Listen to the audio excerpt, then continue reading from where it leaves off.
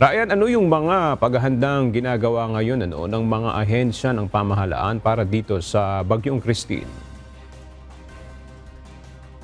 Aga sa ngayon ay nagsasagawa na ng pre-disaster risk assessment meeting ang mga DRRM sa iba't ibang mga lokal na pamahalaan na tatamaan nitong bagyo.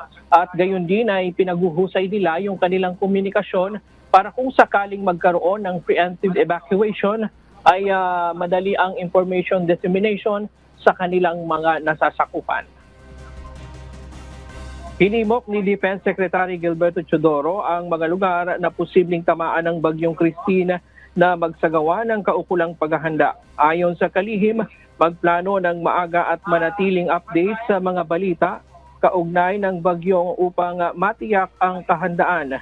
Aniya, nakikipag-ugnayan na sila sa lahat ng ahensya na may kinalaman upang makabuo ng komprehensibo at kakaisang aksyon. Ayon naman kay Civil Defense Administrator Ariel Nepomuceno, ang pagkalima ng bawat isa ay mahalaga sa kanilang patuloy na paghahanda upang matiyak ang kaligtasan ng ating mga kababayan.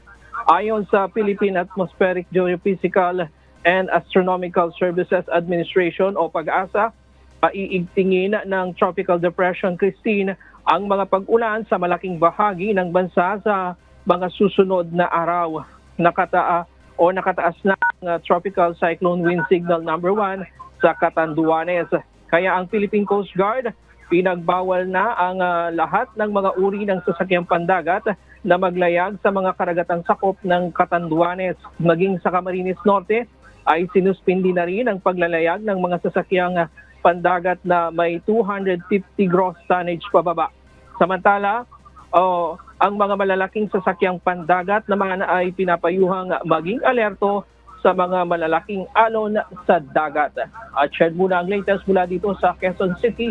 Balik sa'yo, Aga. Maraming salamat, Ryan Lacanlale.